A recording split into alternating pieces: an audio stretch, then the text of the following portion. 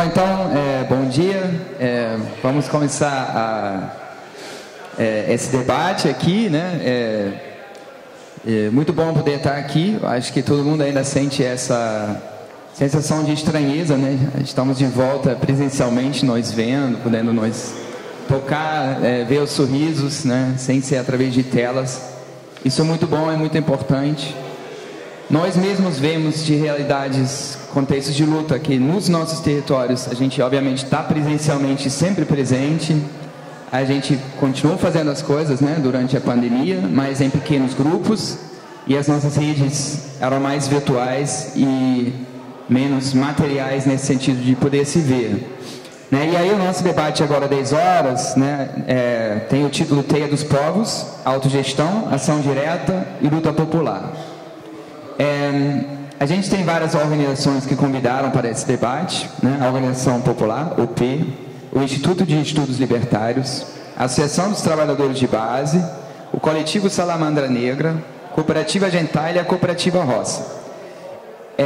Vários de nós aqui fazemos parte de mais de um desses grupos. Então, na verdade, cada um vai falar um pouco sobre sua experiência, sobre suas propostas também, né, de trabalho e de luta.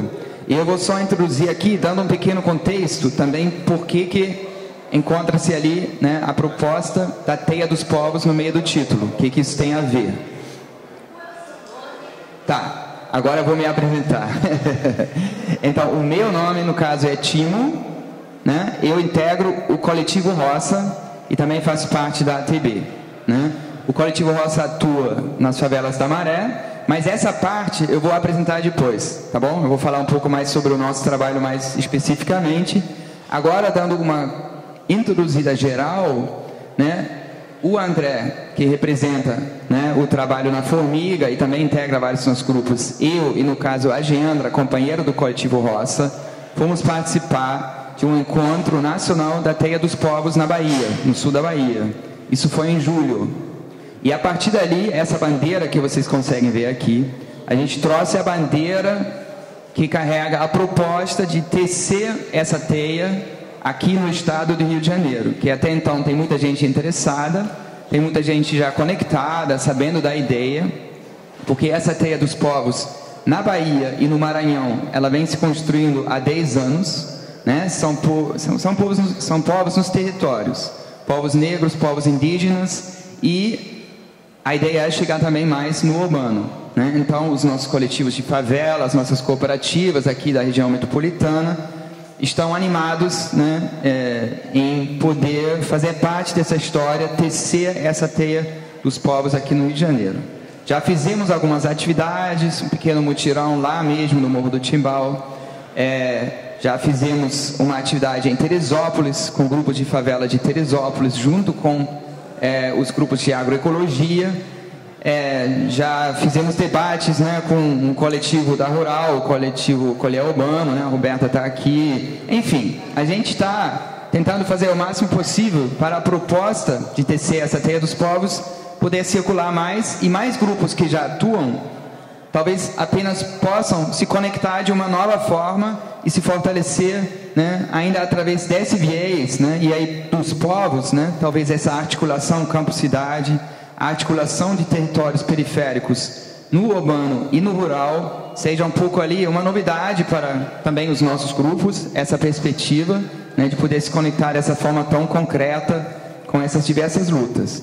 Então esse é um pouco o contexto que a gente vai estar fazendo o nosso debate, mas nesse primeiro momento cada um apresentar um pouco de sua experiência de luta, como trabalha exatamente em relação à questão da ação direta, da autogestão e da luta popular, que são, né, os 3 conceitos-chave que escolhemos para, né, o nosso debate.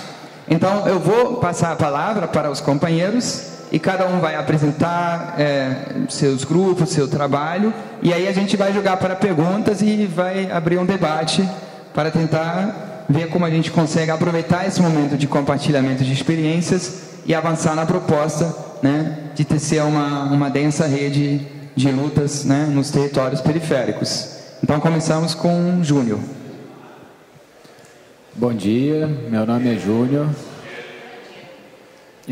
Eu integro a Organização Popular, também a ATB, que é a Associação dos Trabalhadores de Base, e o coletivo Gentalha, né? O coletivo Gentalha, que é o que eu vou falar principal agora, é uma cooperativa, né, de produção de cerveja artesanal, principalmente. A gente também produz refrigerante e até antes da pandemia a gente produzia também hambúrgueres e tal. Para alguns eventos, às vezes, a gente até produz outros tipos de bebidas, né? Tudo artesanal. E a gente é um coletivo que surgiu em 2017, né? Começou com eu e meu companheiro fazendo hambúrguer artesanal e participando de algumas feiras e eventos. E a gente morava numa casa coletiva, né? Era uma galera em Niterói, a gente é de Niterói. E em final de 2016, início de 2017, tinha uma galera lá da casa que estava sem dinheiro, o Estado não estava pagando, tinha uma professora do Estado, outro tinha perdido o emprego, já era uma crise que estava despontando, né? E aí a gente decidiu, bom, então vamos, né, desse trabalho aí que era só eu e o Daniel na época, vamos então fazer uma cooperativa, né? Eu já era militante, já participava de grupos, né, auto-organizados e tal, então vamos para uma cooperativa. E aí começou, né? Começamos como 6 pessoas e começamos a produzir cerveja. O coletivo Roça, que o Timo faz parte, o Timo e a Geandra, já faziam cerveja. A gente foi lá na Maré, aprendeu a fazer cerveja com a Geandra e com o Timo. E, enfim, aí começamos a fazer cerveja e a nos articular também, né, com outros grupos, como a Roça e tal. Na época tinha articulação de grupos autônomos, que era uma articulação de grupos, né, autogeridos, no viés mais econômico, né? E daí seguiu. Até a pandemia nós éramos um grupo que variava de 4 a 6 pessoas. A pandemia deu uma atrapalhada um pouco e agora a gente está voltando. A gente continuou produzindo na pandemia, fez muitas entregas, né? A gente passou a fazer entregas semanais, que era uma coisa que a gente não fazia, né? A gente participava mais de eventos. E agora, na pandemia, a gente começou com as entregas e a gente também segue dessa forma. Então é isso, a gente é uma cooperativa, né? Todo o nosso trabalho é autogerido, né? Não temos a relação patrão-empregado, né? Enfim, ninguém é patrão, ninguém é empregado, somos, né, trabalhamos de forma horizontal e temos, na nossa perspectiva de produção, né, ser o mais acessível possível, né? O fato da gente não ter a relação do patrão, né, ou seja, aquele que fica com o lucro, já diminui nossos custos, né? Porque o que a gente tem é o trabalho, né, e o custo de trabalho. A gente ganha por hora de trabalho, né? Semelhante à roça também. Então, todo o nosso trabalho a gente assina lá, no final do mês, né, a gente recebe de acordo com as horas trabalhadas e nos organizamos periodicamente, fazendo reuniões e decidindo o que precisa ser feito, né, e tal. A gente já tem um tempo, né, de caminhada, então a gente já tem vamos botar assim, uma maturidade no processo, né, já está tudo meio que organizado, e então a gente tem uma constância. Hoje é minha fonte de renda, do meu companheiro também, é a única fonte de renda dele, né, o Alex, que está com a gente nas entregas principalmente, né, é uma renda complementar, né? Ele tem filho, a esposa dele é professora, e então ele passa a maior parte do tempo cuidando do filho, porque ela trabalha em tempo integral e com a gente na cervejaria. Bom, acho que é isso da ATB. O André vai falar, então agora você. Bom dia, meu nome é André Leonardo, eu moro aqui no Morro da Formiga, pertinho, bem próximo, aqui no bairro da Tijuca. Fica ali na subida do Alto da Boa Vista, né? Eu moro ali há 51 anos e lá no Morro da Formiga eu tenho uma militância mais ativa, de forma mais contínua, de uma forma de mais, no sentido de estar atuando, né? Sempre que possível, me dando ao máximo, de 2013 para cá. né, que foi o período ali que foi um divisor de águas na minha vida. Eu gosto de citar muito isso, porque tem gente que vê junho de 2013 como uma situação ali problemática, etc. Para mim, não. Para mim foi uma coisa super positiva e fez com que eu, diferente da maioria das pessoas da favela, superasse os limites, né, de esperar que o voto, que um redentor externo de fora da favela viesse para resolver os nossos problemas. Hoje eu acredito em outras coisas e boto muito a situação que ocorre nesses encontros que eu tive em junho de 2013, né, onde me foram apresentadas outras possibilidades. Então hoje eu estou ali na Formiga fazendo trabalhos, bom, desde a cultura, passando por uma coisa ali agora de um trabalho maior sobre o meio ambiente, educação ambiental que a gente está construindo, coisa de hortas comunitárias, uma coisa que eu curto muito, eu sei que é importante, né? Tem a ver com saúde, tem a ver com geração de renda, tem a ver com terapia. O trabalho de cultura com Folia de Reis, um trabalho de resistência que a gente tem lá, né? A Formiga tinha 2, esse ano vão ter 3 Folias de Reis, é uma coisa que é muito peculiar, né? Na cidade grande ter grupo de Folia de Reis, é mais no interior, estado do Rio, Minas Gerais tem bastante, etc. Baixada tem uma quantidade também, mas na capital mesmo são poucas. E na Formiga temos 3 agora. Temos aqui na Mangueira, temos Dona Marta. Total aqui na capital, que a gente já mapeou, tem umas 6, 7 no máximo. Então, também agora estamos construindo um trabalho com moradia, com o pessoal da pista, de um coletivo chamado Ocupa Tijuca. O pessoal que está sendo parceiro lá, estamos tendo uma relação muito bacana, horizontal, respeitosa, porque eu me pauto muito por isso. A gente está reconstruindo a casa de uma moradora, Dona Eliane, uma mãe solteira que mora num cubículo insalubre, com 4 crianças e um jovem de 17 anos. Inclusive, depois eu vou disparar a campanha e para a gente comprar coisa. O material a gente já conseguiu R$13 mil na primeira campanha. Agora a gente vai buscar uma grana para pagar o pedreiro e o ajudante. Aí vou disparar essa campanha aí para todos, né? O que ajuda é bem-vindo, aquela coisa, desde um saco de pregos a uma doação em grana. Aí a ideia nesse projeto de moradia, de habitação, é disparar uma situação ali de resgatar, né, a coisa do mutirão, uma coisa que já foi muito forte na favela nos anos 80, que se perdeu. A gente quer que esse seja um primeiro de outros tantos trabalhos parecidos, porque não existe, infelizmente, política pública de moradia por parte dos poderes constituídos, então a gente tem que dar nosso jeito, né? Como sempre foi na favela. Tem um menino que quero citar também, que é o Victor, um menino arquiteto, 30 anos, garoto. Para mim é um garoto, né, que eu tenho 51 anos. Então, o Victor, um moleque que tem um filho pequeno, poderia estar curtindo ali a sua vida, a coisa que a maioria nessa idade está fazendo, vivendo ali na coisa individual, na coisa que lhe diz respeito a ele, a sua família, o seu molequinho lá. Mas ele mora lá na Ilha do Governador, já veio na Formiga 4, 5 vezes, construiu um projeto muito bacana, muito legal. Enfim, um moleque especial, que se a gente tivesse mais pessoas, né, com esse nível de formação e com essa disposição de doar parte desse seu saber, desse seu conhecimento para coisa do tipo, muita coisa bacana teria sido feita. Então, a princípio, eu acho que é isso. Eu queria falar, dar o recado. E é um prazer estar aqui representando a favela e o Morro da Formiga.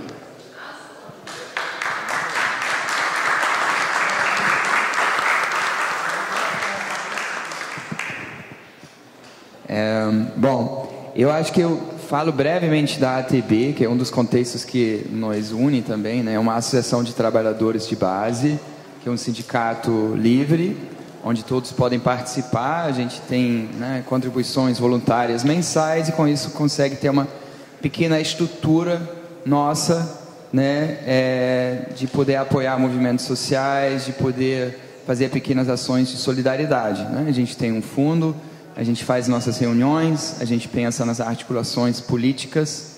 E aí talvez uma coisa importante em relação à teia dos povos, essa teia, ela diferencia entre os povos que se organizam nos territórios e organizações e pessoas que são desterritorializadas, né, que não estão inseridas no território. E essas pessoas são os elos da teia, né, e tem uma função de apoiar os territórios e os povos que lutam em seus territórios. Então, nesse sentido, a ATB está se propondo a ser um elo em relação à construção da Teia dos Povos aqui no Rio de Janeiro, né? Isso é um pouco o papel da ATB nesse sentido. E aí agora sobre, né, o trabalho concreto que eu estou envolvido. Eu moro desde 2008 no Morro do Timbal, na Maré, fica ali na passarela 7 e 8 da Avenida Brasil, na altura. Né? Quem conhece a Maré, tem 16 favelas, são 130 mil habitantes, né? Então, a gente acha sempre muito importante ainda especificar onde a gente atua na Maré, porque não tem poucas pessoas e organizações que dizem falar em nome da Maré, ou que representam a Maré, e um território de 130 mil habitantes não é representável, até porque não tem mecanismos democráticos de representação, né? Aliás, como ninguém também falaria em nome do Flamengo ou da Tijuca, né? Ninguém inventaria essa babaquice, mas em relação à favela, inventa-se isso porque a própria, né, prefeitura, as autoridades, gostam de sentar na mesa com poucas pessoas e dizer ou fingir que conversaram com todo mundo. Não, mas a Maré, já falamos com eles, está tudo tranquilo, vai ter a escola lá, vai ser isso, vai ser aquilo, e está tudo resolvido, né? E aí normalmente são poucas pessoas que se colocam como intermediárias. Normalmente essas pessoas costumam se organizar em grandes ONGs, né? Por questões de entender que é uma forma de disputar controle territorial politicamente, né? A gente não tem uma relação assim generalizada, a ONG não, essa não é a questão, mas a ONG é uma forma que é possível você usar para se organizar e disputar poder territorial de uma forma autoritária. Tem outras ONGs que se organizam dessa forma e entendem que é uma desvantagem ser organizado daquela forma, né? Mas tentam fazer um bom trabalho, né? Então a gente vê, obviamente, uma diversidade no território.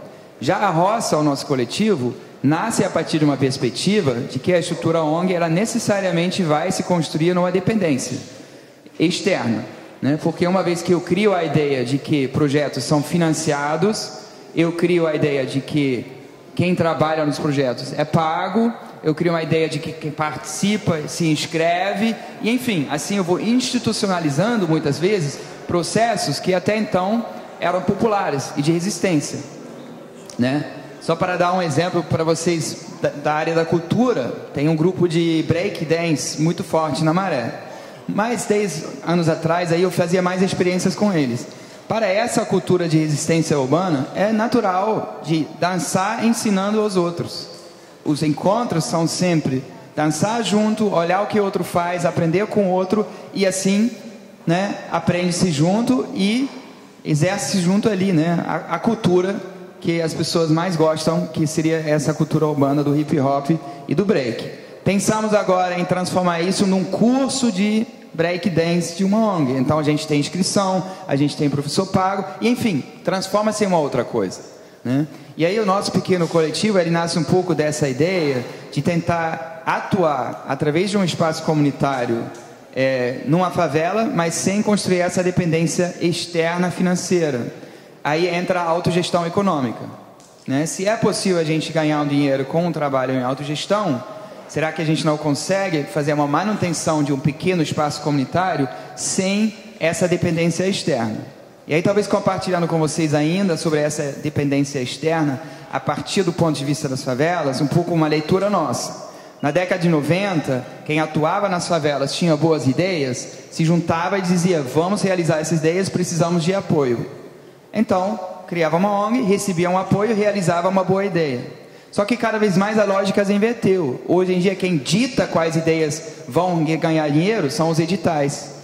Então não é mais assim, se você tem um bom curso pré-vestibular e ele deve simplesmente continuar porque ele faz com que os jovens tenham acesso à universidade, só que depois de 3 anos ele não ganha novo financiamento, porque a lógica do financiador mudou. Não, agora queremos teatro. Aí 3 anos depois, não, agora é computação. Não se tem mais a autodeterminação na construção do trabalho e a partir daí se recebe apoio. Então sempre pensando, né, as lógicas por trás da heteronomia quando a gente pede ou precisa desse apoio externo.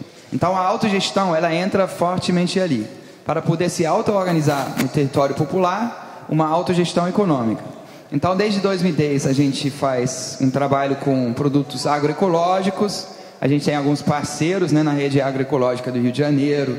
A dona Juliana, uma agricultora lá de Magé, uma companheira já de 10 anos para cá. A gente tenta se juntar em eventos, já vendeu muitos produtos dela.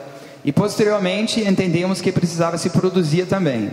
Na época, 2013, né, as manifestações, a gente se organizou no Fórum Popular de Apoio Mútuo e tínhamos uma rede de economias coletivas. E onde os dois foram se encontrar num grande encontro que fizemos em 2013 mesmo, alguns coletivos de favela conheceram a proposta de fazer cerveja artesanal. Então aí o nosso coletivo também embarcou nessa proposta de produção de cerveja artesanal, que a gente faz hoje em dia num pequeno espaço comunitário que o coletivo conseguiu comprar em 2012. E aí tem um pouco essa questão de como a gente se insere no território.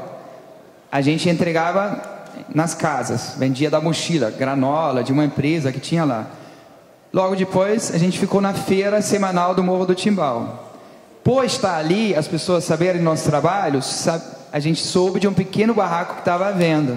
Esse barraco custou R$4.500 para a gente. Negociamos. Era para ser 6.000 e pagamos 4.500. Era um barraco mesmo. Aí depois, 4, 5 anos, aí a gente foi parceiro local de uma pesquisa e com o dinheiro que pagaria o trabalho da pesquisa, a gente dividiu metade para pagar o trabalho da pesquisa de quem estava pesquisando e metade para um fundo de infraestrutura. Então conseguimos aumentar o pé direito desse pequeno espaço comunitário e, enfim, ele aumentou sua capacidade de abrigar equipamento. A gente abriga os instrumentos do bloco de samba Se Bens que dá. A gente tem uma cozinha cervejeira ali. A gente tem hoje em dia 2 lonas que são muito emprestadas para outras atividades culturais. E tudo isso num espaço minúsculo. Eu lembro que um companheiro de Belém visitou uma vez esse espaço e quem conhece um pouco a realidade de Belém as coisas são espaçosas. Até as calçadas são largas. Né? Quem vive em Botafogo e vai chegar em Belém vai se perder na calçada de Belém, né? Vai ter que ter um mapa para conseguir atravessar a rua.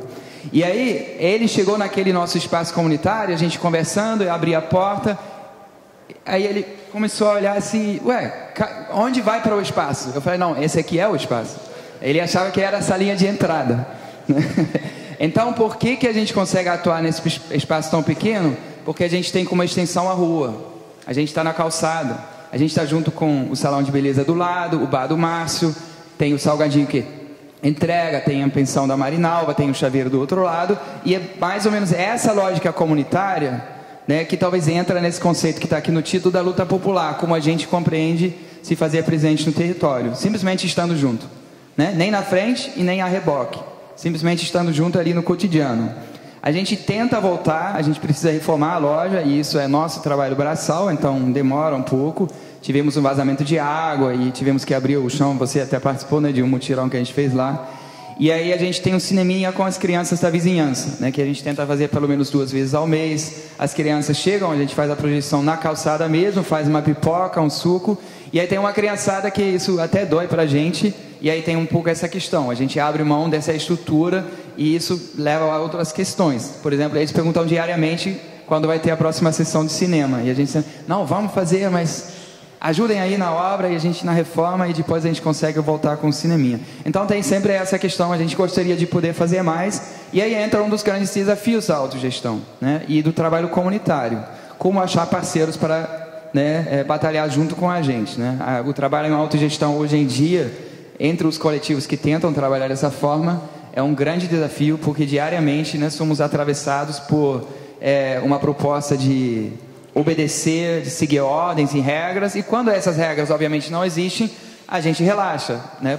Naturalmente, a gente tenta dizer, que bom que não tem regra aqui, que bom ninguém está mandando em mim, então eu vou ser desobediente, né? Só que aí a auto-organização, a autogestão, na verdade ele vai fazer com que a gente tenta se auto-organizar, né? E isso é um grande desafio, e uma das questões, acho que básicas em relação a isso, não é uma coisa de avançamos e agora estamos conseguindo nos auto-organizar. Os desafios eles voltam sempre, cada pessoa nova que chega, enfim, né? É um processo, acho que difícil.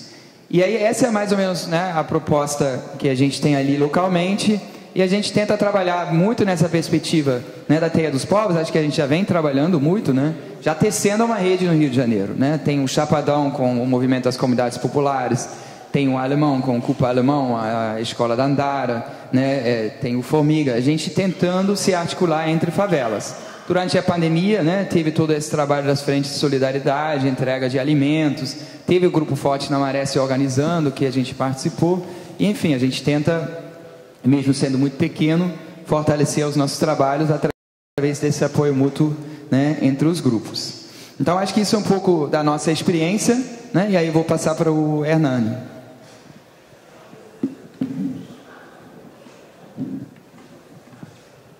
Bom dia. Eu me chamo Hernani, eu integro o coletivo Salamandra Negra e essa aqui é a nossa oportunidade de falar um pouco sobre os nossos ideais, nossa proposta, um pouco da nossa história e também dos problemas que nós estamos vivendo. A autogestão é um ponto praticamente pacífico do nosso coletivo, né? É busca de fugir da estrutura hierárquica, centralizada, autoritária de gerenciamento e substituir isso com uma base eliminando o comando, o controle e a exploração capitalista. O Salamandra Negra é um coletivo de produção de livros artesanais, anarquistas, camisetas, ímãs, mini pôsteres, num sistema mutualista. E nós temos um acordo em relação a vários pontos a respeito da vantagem da autogestão em relação a qualquer outra possibilidade. A melhora da expressão da criatividade individual, inovação, melhora nos relacionamentos interpessoais, democratização dos processos de trabalho, desenvolvimento de metas pessoais específicas, estímulo ao coleguismo e ao trabalho em equipe, engajamento, reapropriação do poder decisório, divisão funcional e não social do trabalho, apoio e confiança mútua, cooperação, alinhamento de expectativas, legitimação efetiva dos princípios estatutários de Carta de Princípios do Grupo, desenvolvimento de uma consciência coletiva, de uma visão ética da participação, desburocratização das decisões tomadas informalmente, acesso permanente às informações, transparência, amadurecimento do estilo pessoal e da personalidade de cada coletivo, enfim, aumento da responsabilidade pessoal, além do próprio papel como trabalhador, liderança substituída pela iniciativa e pela experiência, amadurecimento no processo de tomada de decisões e possibilidade de apoio junto a outros grupos bem-sucedidos. Esses são os pontos, os aspectos que todos nós temos em comum na ação do nosso coletivo. Eu queria falar agora um pouco sobre a história do Salamandra. No ano de 2014, no congresso do CEP, no Clube Municipal, Sérgio Lima e Mônica Herrera iniciam um ativismo através da venda de livros anarquistas da editora Axiamé. Nessa época, é escolhido o nome Salamandra Negra e começa-se a ir a todas as atividades e eventos anarquistas no Rio de Janeiro. Em 2016, começaram a esgotar os títulos de livros da editora Axiamé. Então, foi proposta a criação de livretos anarquistas. A proposta era de livros de pequenos textos, como são artesanais e não temos máquinas para fazer a lombada quadrada de gráfica, optamos por, no máximo, 70 páginas grampeadas. Um apelo visual, optamos por capas beleza. A beleza é um atrativo, uma marca do nosso coletivo. As capas são bonitas, são um trabalho artístico, é a parte artística do anarquismo que a gente apresenta também, em papel fotográfico de baixo custo. Com o tempo foram sendo criados outros produtos de temática libertária, camisetas, ímãs, mini pôsteres e caixinhas de MDF. Inicialmente, como era apenas 2 companheiros, funcionou um sistema onde se separava o valor dos livros para repassar aos fornecedores e dividia-se o valor do excedente cobrado no valor final. Com o início da produção do material do coletivo, a companheira Mônica se manteve no sistema dos livros das editoras e Sérgio e outros companheiros iniciam um sistema cooperado socialista, modelo mutualista, atualmente no Salamandra. As atividades são divididas em produção e venda. os custos são também divididos da seguinte forma: 40% para a matéria-prima, 20% para a produção, 20% para a venda e 20% para o fundo do coletivo, alimentação e transporte. Em 2018, após alguns problemas relacionados à presença de não anarquistas dentro do coletivo, competição, disputa por renda, vaidade, etc., foi decidido pela criação de uma carta de princípios. E então é definido que o coletivo deve se posicionar pelo anarquismo social. E atualmente só é permitido o ativismo de quem concorda com essa carta de princípios. Por que o modelo de autogestão? Pierre-Joseph Proudhon é considerado o pai da autogestão, embora não tenha empregado o termo autogestão em sua obra. As construções teóricas de Proudhon visam estabelecer sem qualquer autoridade superior a autonomia da sociedade. O coletivo Salamandra Negra considera que a divisão do trabalho exige uma comunidade de ação para sua realização. Essa comunidade de ação possui uma força superior à simples soma das forças individuais. O coletivo é formado por várias pessoas, não é igual à soma dos indivíduos. Por isso, o excedente produtivo é de quem produz, isso é, pertence à comunidade de ação. A atividade de produção implica cooperação e ultrapassa a simples soma dos trabalhos individuais. Por isso, a união dos trabalhos não é paga pelo proprietário. Assim, a proposta de Proudhon é a de que se tenha a subordinação da propriedade ao coletivo, grupo de pessoas, a quem produz. Isso não significa uma situação de despossessão total. A posse é do coletivo, do grupo de pessoas que produz. A sociedade autogestionária de Proudhon se constitui a partir da realidade indissolúvel do ser coletivo e do ser individual. O coletivo Salamandra Negra defende um modelo de sustentabilidade econômica de quem trabalha e resgatamos uma base radical pela liberdade econômica anticapitalista e identificamos que esse modelo autogestionário, horizontalizado e solidário pode ser uma grande arma de destruição do sistema capitalista. Nosso objetivo é ampliar ao máximo esse modelo para o conjunto da sociedade. Em seguida, eu vou trazer aqui os fatores positivos da autogestão no coletivo. Durante esses 8 anos de existência, conseguimos os seguintes avanços em nosso modelo. Horizontalidade. Somos um coletivo de decisões horizontalizadas. Todos os companheiros decidem sobre todos os temas do coletivo. Democracia direta de consenso. Nossas decisões sempre buscam o consenso, evitando-se a imposição da maioria. Em casos da não obtenção do consenso, os companheiros discordantes têm a liberdade de fazer ou não fazer o tema que gerou a discórdia.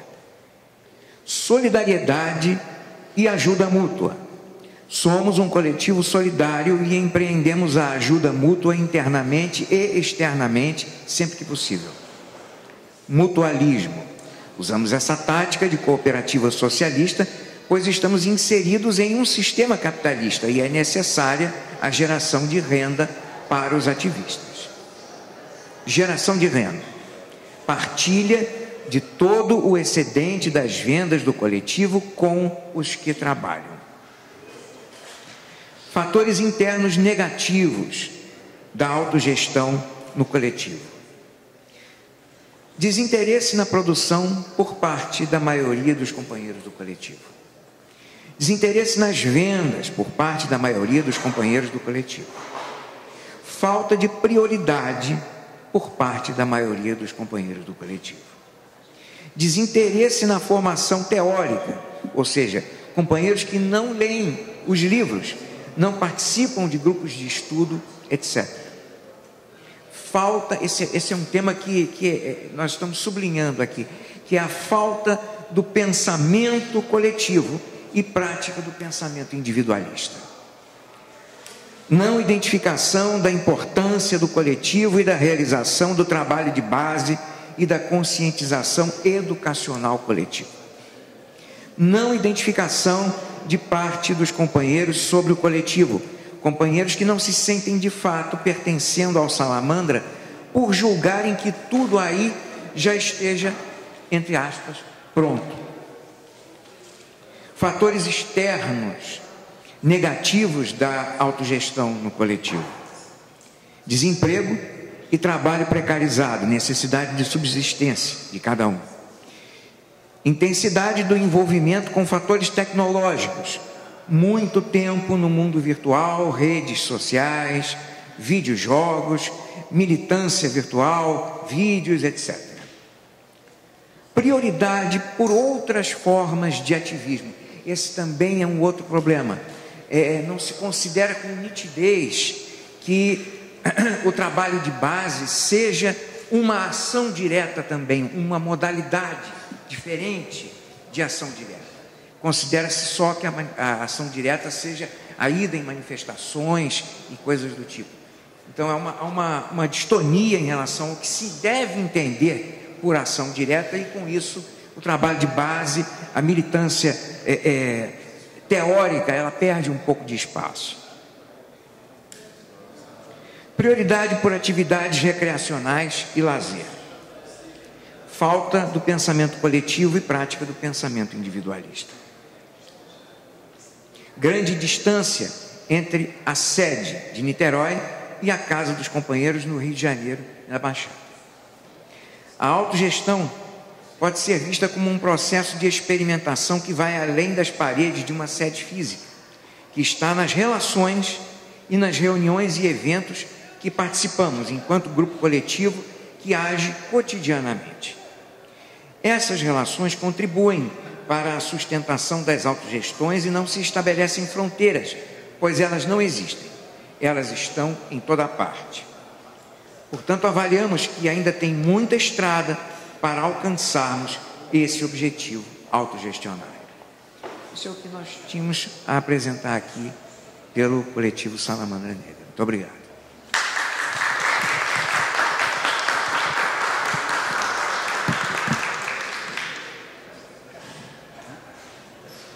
Tá, a nossa ideia agora seria, na verdade, abrir um pouco, né, para comentários, perguntas, e que a gente pudesse entrar num diálogo, né, com quem estiver aqui participando.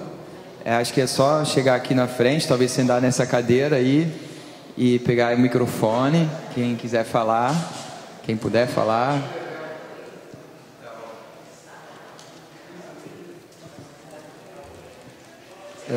Bom dia a todas e todos, né? Na verdade, é uma felicidade nós estarmos aqui hoje por uma série de motivos. Talvez o principal deles, simbólico, é que o nosso sindicato, ao qual eu sou vinculado, né, que é o Sindiscop, Sindicato dos Servidores do Colégio Pedro II, ele fez uma festa de encerramento também nesse sindicato. E nessa festa de encerramento, nós tivemos a cerveja produzida artesanalmente de forma autogestionária. E foi muito apreciada nesse espaço, exatamente nessa sala. Nós fizemos isso nessa sala.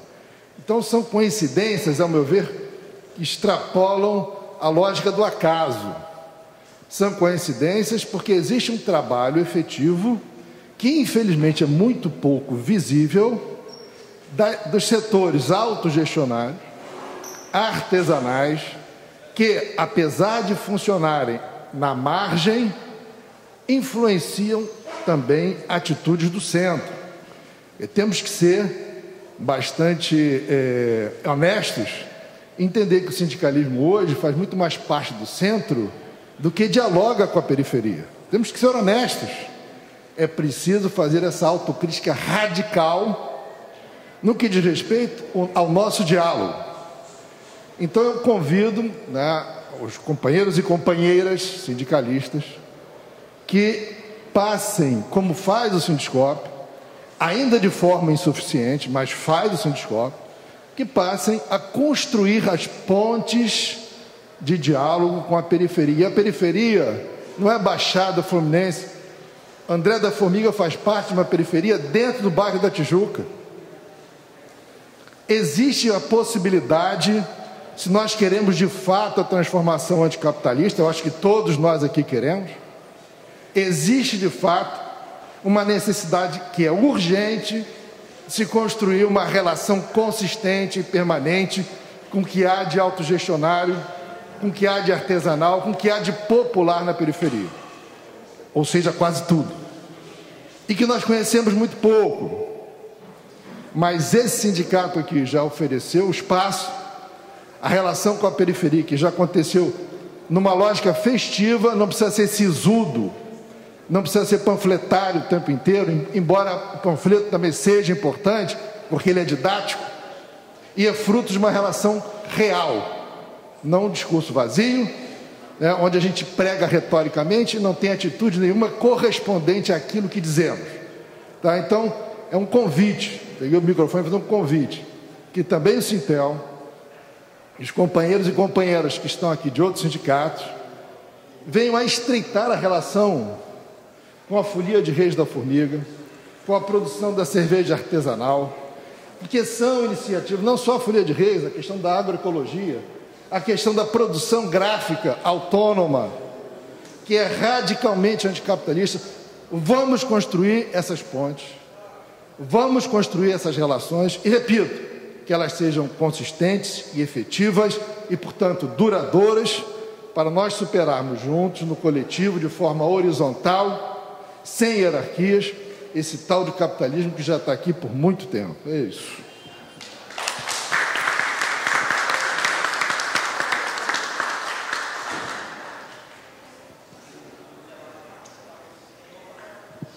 Boa tarde.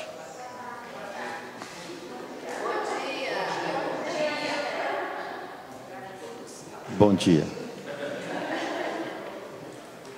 A minha pergunta, meu nome é Afonso, né? Eu ouvi do André, seu nome?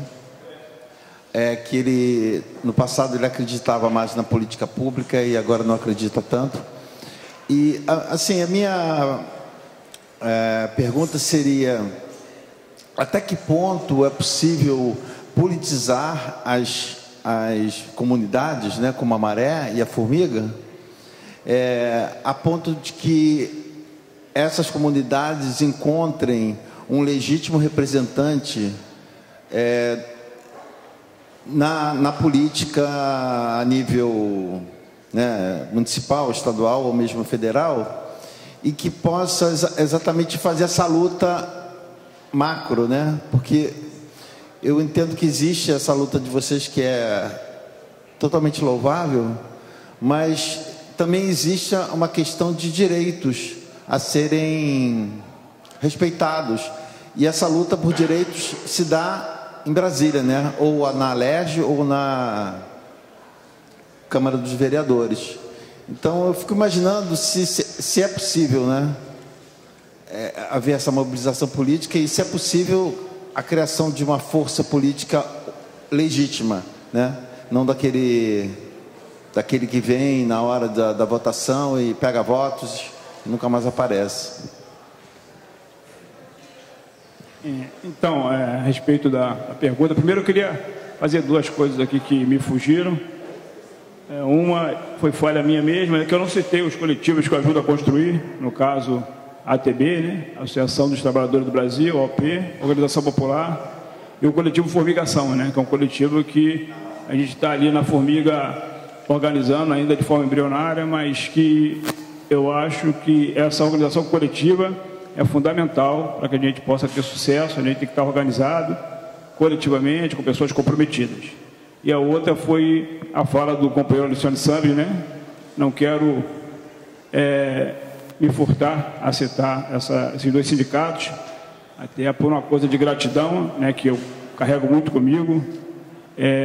Nesse momento de pandemia, principalmente, a gente teve muita dificuldade na favela, e o Sindicop, o Sindipetro, né, teve também a SDUF, o sindicato lá da UF também, pontualmente nos ajudou, mas parceiros nossos de forma contínua foram o Sindescope, né, o Sindipetro, que nos ajudaram de diversas formas, né, não dá nem para enumerar aqui, né, as muitas vezes que a gente foi ajudado. E essa relação com os sindicatos, com o asfalto, como a gente fala na favela, quando é feita nesse sentido aí de uma coisa, de um diálogo, uma troca, uma situação da gente juntos, em parceria, estamos aí, nos debruçamos sobre as demandas, as dificuldades, as coisas que estão em pauta ali. Para mim, eu posso dar o testemunho, lá na Formiga está sendo muito potente, a gente fez muita coisa, ajudou muita gente, continua construindo bastante coisa. Tem também esse coletivo que eu citei, o Ocupa Tijuca, que tem somado muito. Enfim, então é importante só fazer essa citação. E convido o Sintel, como o Sames falou, a também fazer parte dessa rede. A gente tem articulado também favela, né? Borel, Formiga, Salgueiro, Indiana, que é uma favela pequenininha perto do Borel, aqui no sentido mais da Grande Tijuca, mas também com, né, Marés, Chapadão, Complexo Alemão, enfim. Agora, com relação à pergunta do nosso amigo ali, eu falei sobre a política partidária, né, que eu desacredito completamente, e não por uma coisa ali de um exercício de retórica, com a palavra de ordem, aquela coisa toda, não. Por uma vivência, por uma experiência do quanto a política partidária é um mal para a gente, no sentido da gente esperar eternamente, né, que um representante, um candidato, alguém que vai nos representar ali dentro da institucionalidade, vai fazer a diferença no sentido de transformar o macro. Coisas paliativas podem até acontecer, de transformação, de conquistas, dentro da institucionalidade, mas aquilo que realmente vai fazer com que o capitalismo caia por terra, fazer com que a realidade de milhões e milhões de pessoas, né, que têm os seus plenos direitos negados desde sempre, venha a ser modificada, eu não acredito que isso ocorra por dentro da institucionalidade, porque é um ambiente absolutamente corrompido, né, um ambiente de pessoas cooptadas e de um percentual de omissos. Porque, por exemplo, eu jamais me daria bem, já conseguiria atuar dentro dessas instituições aí, Assembleia, Câmara de Vereadores, etc., e sem, cara, fazer ali uma série de provocações, de me colocar ali de forma muito dura, muito firme, sobre situações que eles deveriam fazer e que eles não fazem. Então, ia ficar estreito, como a gente diz na gíria, né? Para mim, ali dentro. Quem está ali e está acomodado dentro dessas estruturas é porque também está dentro e está bem, está sendo contemplado, mas aqui fora, os milhões e milhões de brasileiros que estão desassistidos, desalentados, desesperados, adoecendo, morrendo, passando uma série de dificuldades, não foram no passado, não estão sendo contemplados e não serão. Eu não acredito nessa situação, nessa forma, nessa via, por isso, por uma experiência. Lá na Formiga, essa coisa não nos contemplou até hoje, eu acredito que não vai ser agora, a partir desse determinado momento, que isso vai mudar. Por exemplo, tivemos uns 13 anos de governo Lula e as coisas mais urgentes, maiores, nunca foram contempladas. Recebemos coisas pontuais ali de melhoria na vida de um punhado de pessoas e também coisas que não se sustentaram, tanto que caíram por terra em 2 tempos, né? Tivemos 13 anos aí e agora nós embocamos uma realidade de bolsonarismo. Então, é por isso que eu desacredito completamente, e até que fatos me provem o contrário, eu não posso mudar o meu pensamento. É isso.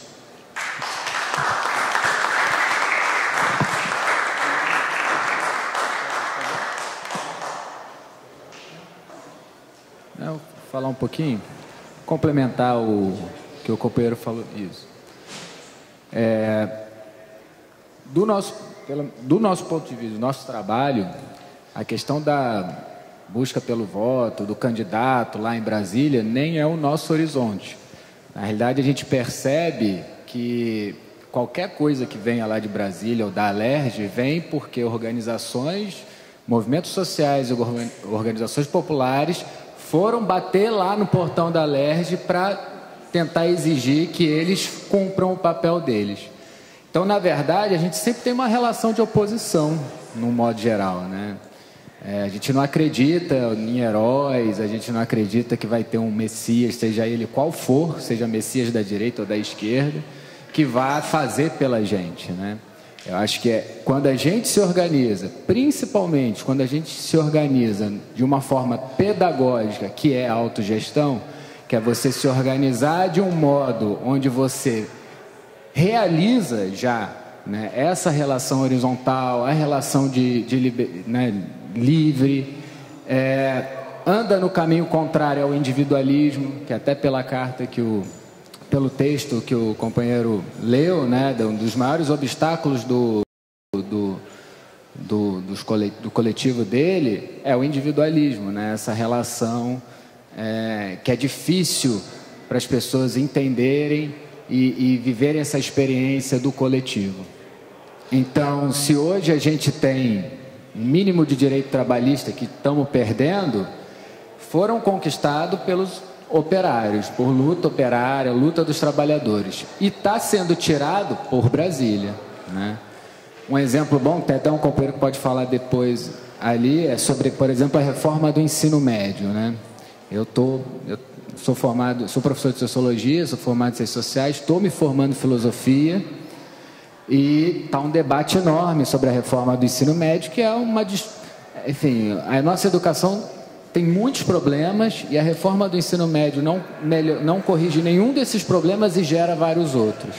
E é uma proposta de um deputado do PT, foi propaganda política do segundo mandato da presidência Dilma, e era para ter sido implantado em 2017 e foi atrasado 5 anos graças à ocupação de escolas de 2015 e 2016, que foram majoritariamente autônomas, independentes e auto-organizadas.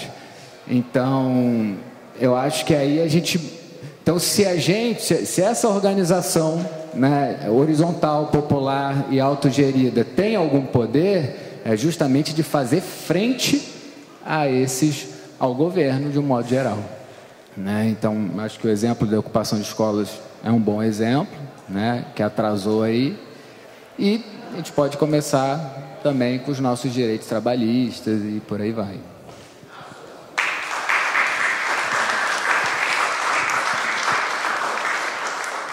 Vou só complementar a partir do ponto de vista dessa questão mais do território periférico da cidade, né, e a relação das pessoas em geral no Rio de Janeiro com a cidade, né? Essa ideia de representatividade em relação a um bairro, um território. Eu não conheço bem, mas uma coisa que entendo, né, de como funciona a política a nível do município é que não há um voto distrital. Então você vota no vereador que talvez durante 4 anos depois nunca mais vai aparecer no seu bairro. Eu consigo, né, eleger vereador no Acari, na Maré e no Alemão, e depois faço política só para o Barra da Tijuca, porque não tem nenhum mecanismo de ancoragem ali, não tem nenhum. Então, isso é uma questão geral para o Rio de Janeiro, isso não é uma questão das favelas. E aí a questão das diferenças, vou dar um exemplo muito simples. Tem essa situação, né, alguém visita uma favela e, nossa, tá muito lixo aqui e tal, e por que as pessoas não limpam a calçada? E não entendo isso. Aí eu faço a pergunta: quem de vocês que mora no bairro formal, em algum momento da sua vida, varreu uma calçada da cidade de Rio de Janeiro? Quem já pegou um lixo, jogou lá e falou: não existe isso. O que existe no Rio de Janeiro é que alguém faz. Então, esse alguém faz é generalizado. As pessoas são alienadas de suas cidades. Então, por que reivindicar que o favelado deve se organizar para ser desalienado em relação ao seu território, enquanto que quem mora nos bairros formais não se organiza para fazer parte da construção do seu bairro? Então, isso é um problema da cidade. Você está me entendendo? Nesse sentido, né? Então, aí, se a gente, né, pensa numa outra perspectiva, por que politicamente a gente acha a periferia interessante? Porque a gente acha que tem mais brechas e mais abertura para, de fato, avançar para esse modelo de alienação onde as pessoas não participam. Eu considero, quando eu penso sobre que tipo de decisão que eu tenho, se eu sou um morador do Flamengo, é onde eu alugo um apartamento, qual restaurante eu vou comer e talvez quem eu chamo para reclamar. Ah, meu vizinho faz barulho, sei lá o que, não, essas coisas. É um porteiro, é isso, aquilo, sabe? Assim, é tudo né, delegado para terceiros. Então, eu acho que a cidade ela não é democrática. Então, não há como. E aí, eu venho um pouco desse campo também de acompanhar, em termos de pesquisa, projetos e tal, em favelas. Eu acompanhei um pouco o Parque Manguinhos, por exemplo. E uma coisa na época que eu pensava era que seria um problema a gente criticar a falta de participação em processos como o Parque Manguinhos. Porque se eu digo que faltou participação, eu sugiro que pode haver participação. Mas a forma que o poder público age em relação, né, aos territórios periféricos, não é possível ter participação. No máximo eu posso chegar numa proposta de participação que legitima o processo, mas efetivamente participar significaria hoje começar a falar sobre o que aqui daqui a 10 anos onde queremos chegar daqui a 10 anos, 20 anos no bairro, como é que um recurso que pode chegar pode ser, né, utilizado e tudo mais. Isso nunca é o caso, né? Dinheiro vem lá de Brasília, exatamente, ele vai chegando, aí são 100 milhões, nossa, 100 milhões, quem vai querer ouvir a senhorinha lá do lado para ela poder, né, narrar o que está acontecendo no bairro dela e as propostas para melhorar?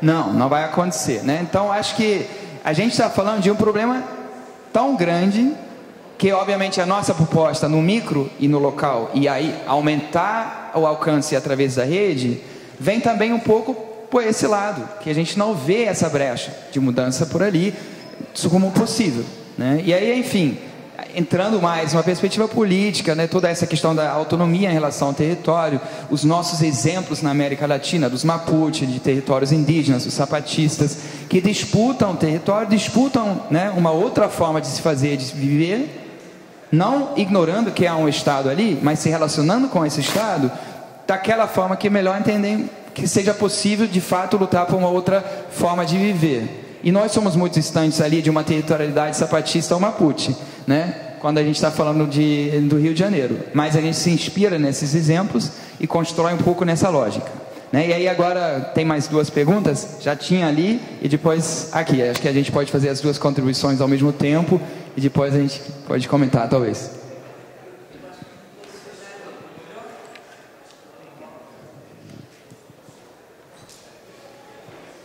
Bem, bom dia a todo mundo. É mais uma mesa. Bom dia. É mais uma mesa muito importante, como todas as demais. Eu sou Maria Luísa, sou jornalista, estou diretora de cultura da Associação Brasileira de Imprensa. Eu não vou fazer uma pergunta, eu vou fazer um convite e gostaria muito que fosse aceito já de antemão, porque eu quero abrir um canal para nós conversarmos e fazermos parceria, né, com a Associação Brasileira de Imprensa. Tá bem? Então, quando acabar aqui, todo mundo já estiver lá fora, a gente conversa melhor, troca endereços, tá bom? Muito obrigada. Obrigada a todos.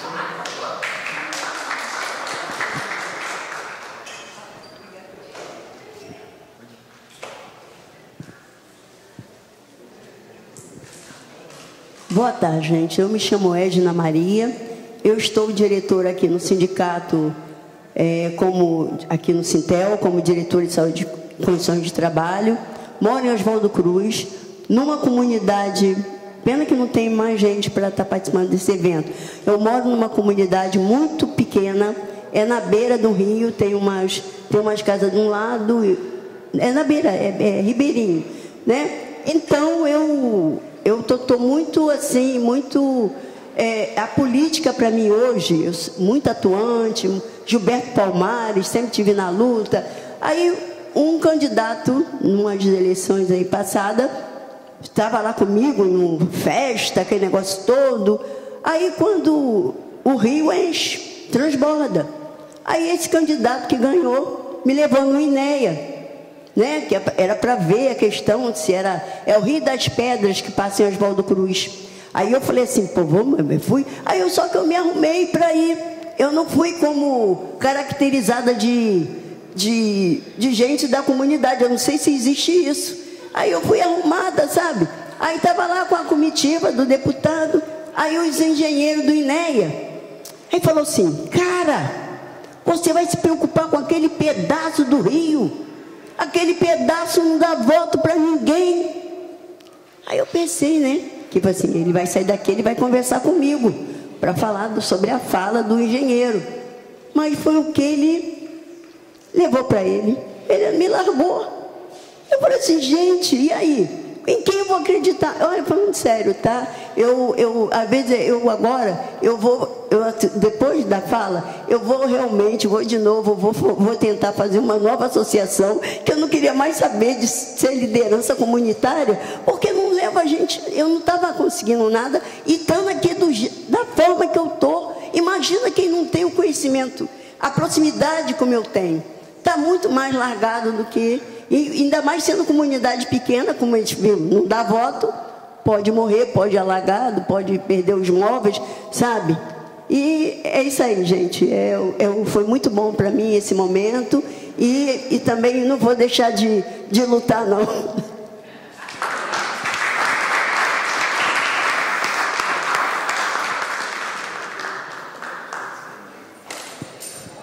Alguém mais quer falar alguma coisa? Quer?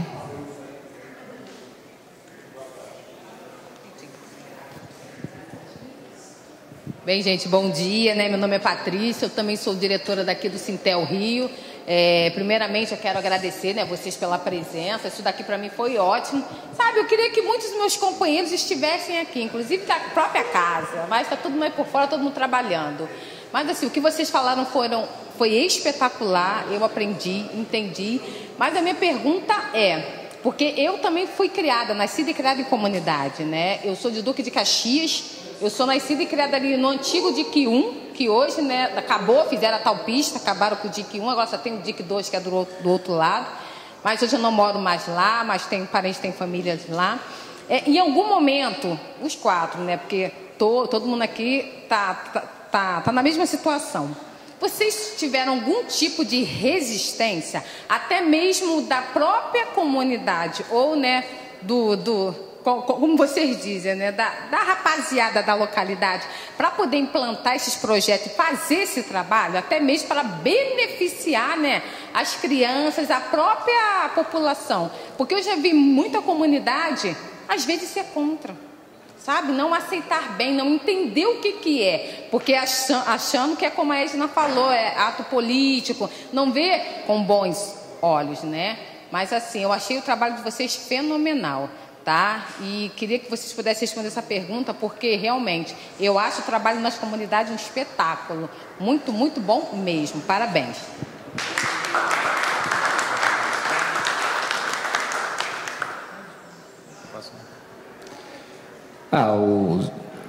Sempre tem, né? Os obstáculos são sempre grandes. A gente como coletivo Gentalia, a gente teve desde amigos até, enfim, né, que não acreditava, essa coisa não funciona, né? Mas funcionou, isso é que é importante. Mas eu vou dar outros exemplos, até mais pontuais.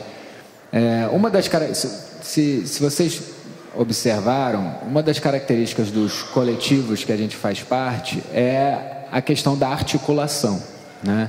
A Associação dos Trabalhadores de Base, a gente está sempre fazendo articulações. A organização popular que eu faço parte é basicamente uma organização cujo objetivo é articular grupos, movimentos, enfim, territórios.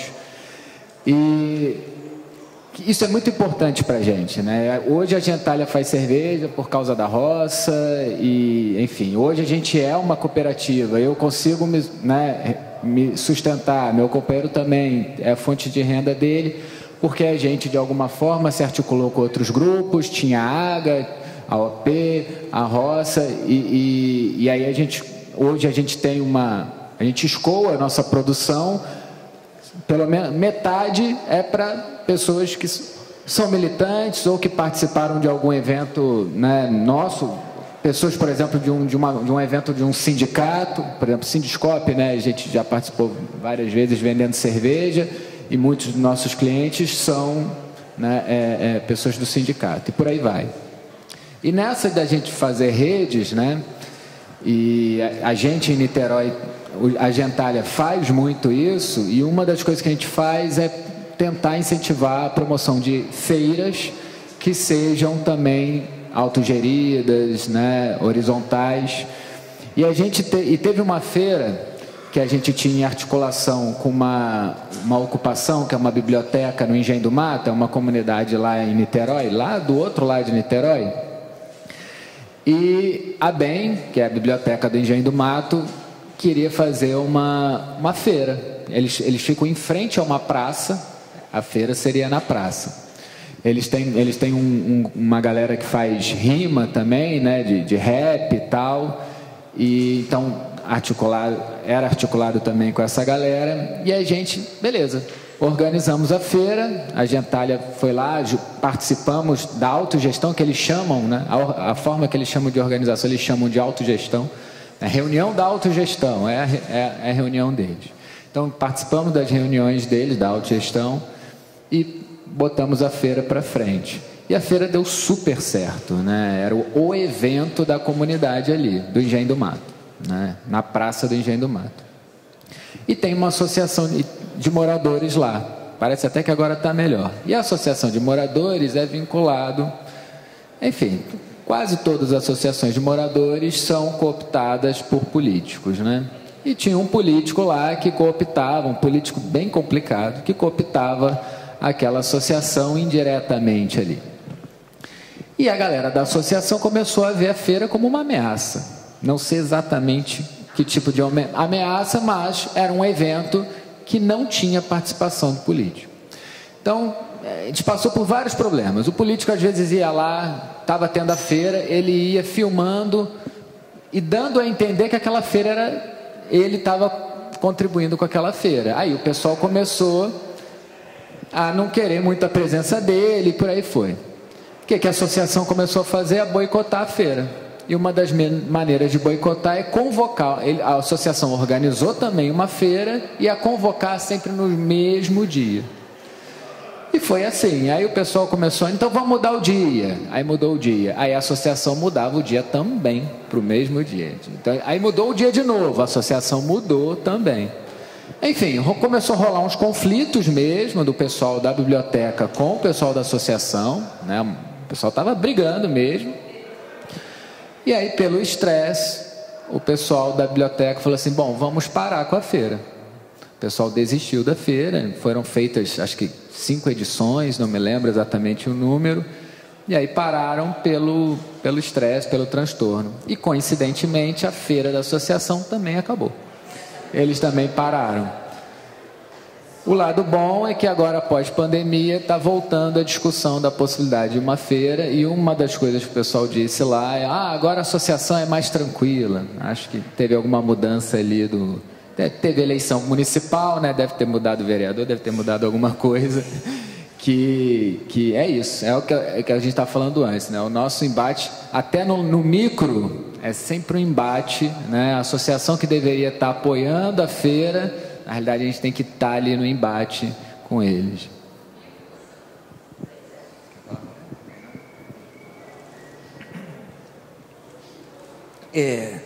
Com relação à pergunta, nós tivemos um momento muito particularmente feliz da nossa atividade. Numa ocasião, eu não participei, eu ainda não integrava essa militância como estou agora, então eu estou trazendo um conhecimento assim de ouvir dizer.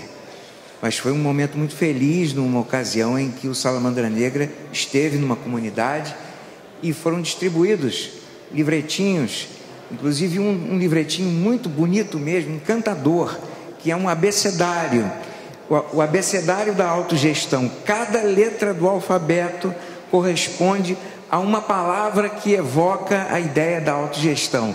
E foi assim uma alegria, a garotada pegando e vendo um livrinho todo colorido por fora, por dentro. Então foi muito um momento assim muito especial que a gente traz com muito carinho da nossa história, na história do nosso coletivo. Então, eu lá na Formiga, na minha experiência, não tive nenhum problema até hoje, até porque a situação que eu procuro construir lá, trabalhar, diz respeito a coisas que os moradores, né, os responsáveis, as crianças, eles sabem que são situações ali que demonstram lacunas que nós temos, né, das mais diversas.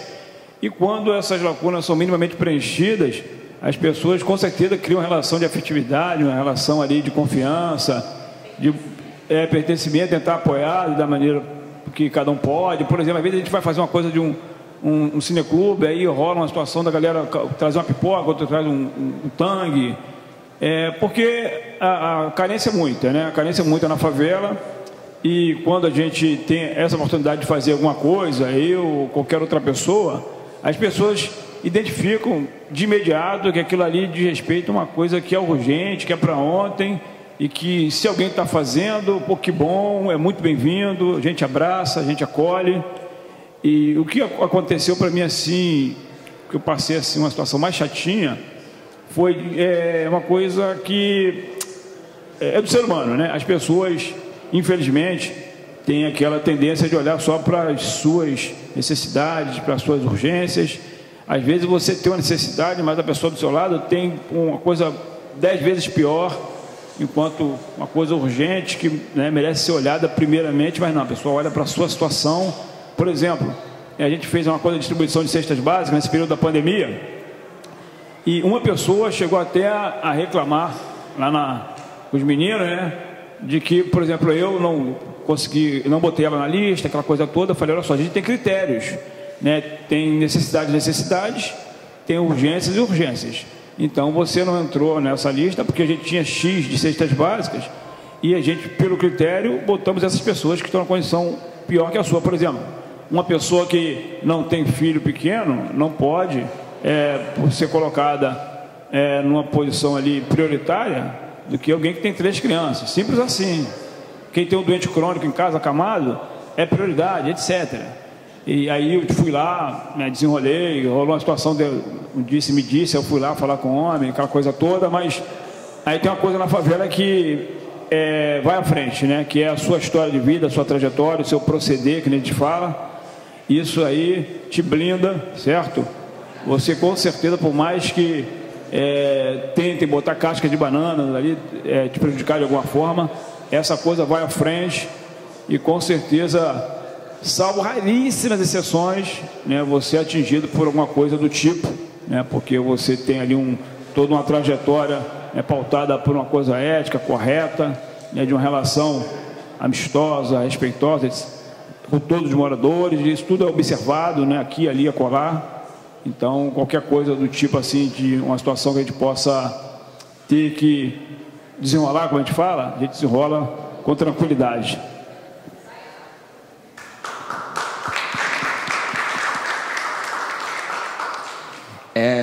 Lá na Maré tem uma diversidade muito grande. Acho que tem mais de 100 instituições cadastradas com atuação na Maré, né? Grandes ONGs, pequenas ONGs, né? Igrejas, enfim, tem muita coisa. Uma coisa que a gente pode considerar a partir da experiência lá, eu acho que é a capilaridade, né? Quanto mais você insere de fato a vida comunitária, menos você vai encontrar resistências, até porque você não vem bater de frente, né? Você está ali meandrando. Agora, só para falar uma coisa mais genérica, pelas experiências e das trocas, no Rio de Janeiro, certamente as favelas com maior dificuldade de articular qualquer coisa são aquelas sob controle da milícia, né? Aí depois vem as com UPPs ou presença de exército e tal, pela maciça opressão mesmo. E aí eu diria, depois vem as que tem a presença do tráfico. O tráfico está preocupado com outras coisas. E as atividades que a gente faz são crianças das famílias, de pessoas que também... Tem pessoas que ganham seu dinheiro lá, trabalhando na boca, enfim. E aí eu acho que a questão é um pouco essa, né?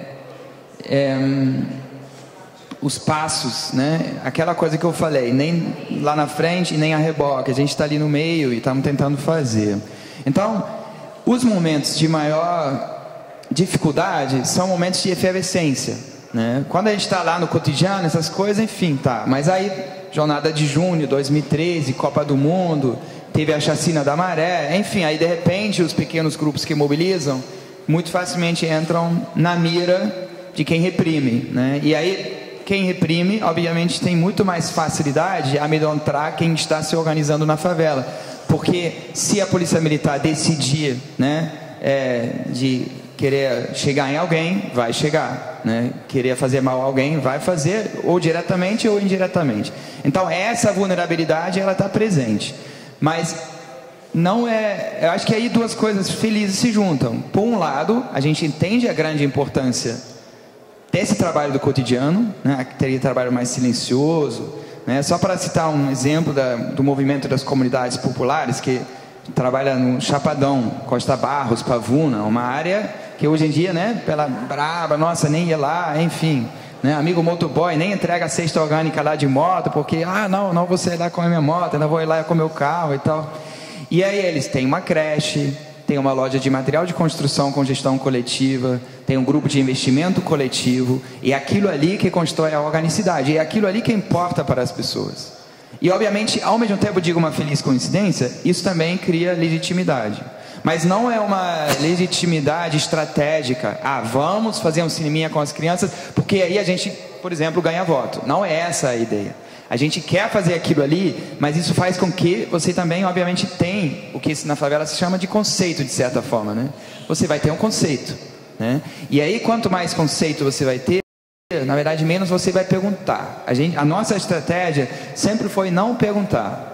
E aí vou só dar um pequeno exemplo para vocês, porque em 2013 tivemos aquele grande encontro Fórum Popular de Apoio Mútuo, Rede de Economias Coletivas, onde os grupos de favela conheceram a proposta da cervejaria. Lá no Morro do Timbal tem um galpão que na época estava vazio, abandonado, mas ele estava mais ou menos sob responsabilidade do tráfico local ali. Aí a gente conversou, olha, seria muito legal poder fazer um encontro lá. Só que as pessoas não estavam usando, a criançada jogava futebol e tal. E aí, só para entenderem as nuances, né? A gente conversou do nosso coletivo, eu falei, olha só, a gente vai falar com eles quando a gente pode usar o galpão. Isso é muito diferente do que ir lá e perguntar, podemos usar o galpão?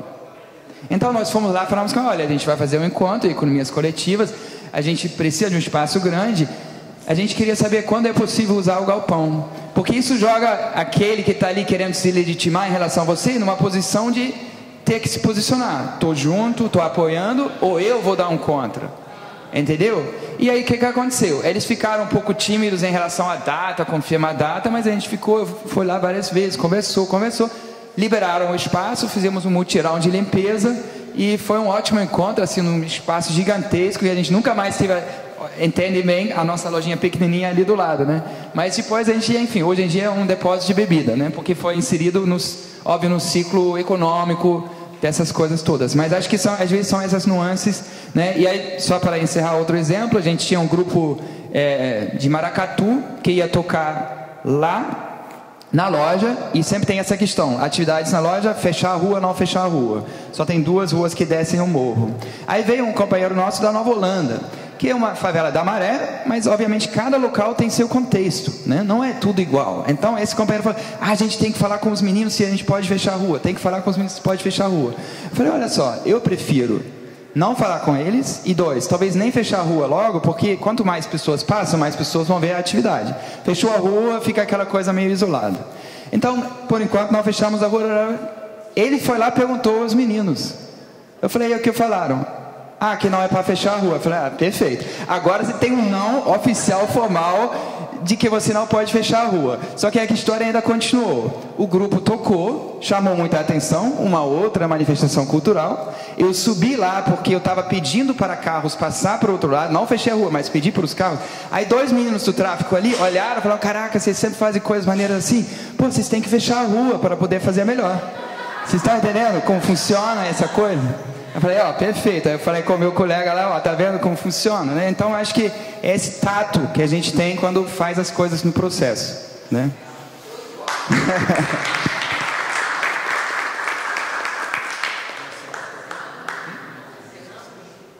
Quer falar? Bom, pessoal, acho que podemos. Quer falar? Então, vamos lá. Meu nome é Silvana Reis, sou representante sindical aqui pela Sintel, na empresa que eu trabalho. Muito feliz, muito prestigiada. Me lembrou muito esses livretos a cordel, né? Literatura de cordel.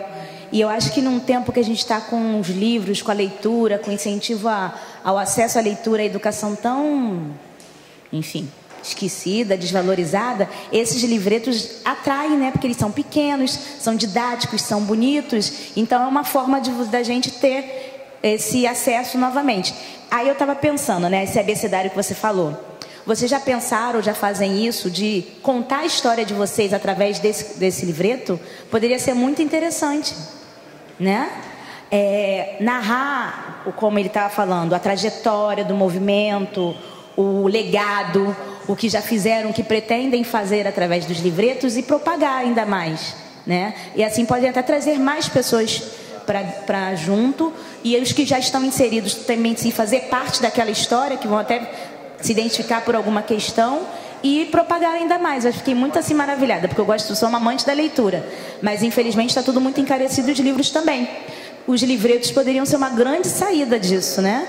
Que através dos livretos até poderiam incentivar algumas outras leituras, indicando alguns livros e propagar o serviço ou alguns temas muito relevantes, não para só a conjuntura de vocês, mas a atual. Muito obrigada, só mesmo isso que eu ia dizer. Estou muito emocionada, muito feliz de saber que a gente, assim, acredito que quando a gente vem para debates como esse, a gente se sente representada e sai daqui mais forte, mais esperançosa, sabendo que as coisas estão caminhando, né? Muito obrigada.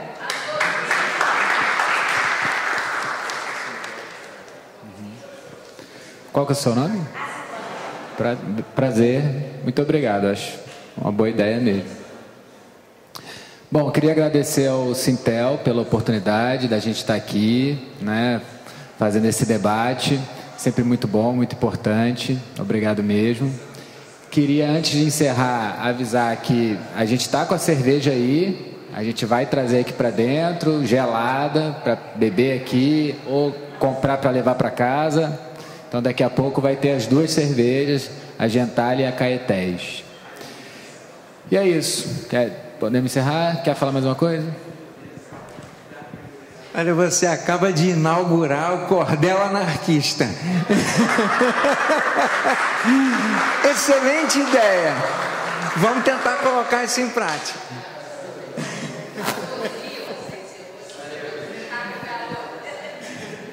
Então valeu, pessoal. Muito obrigado. E é isso, encerramos.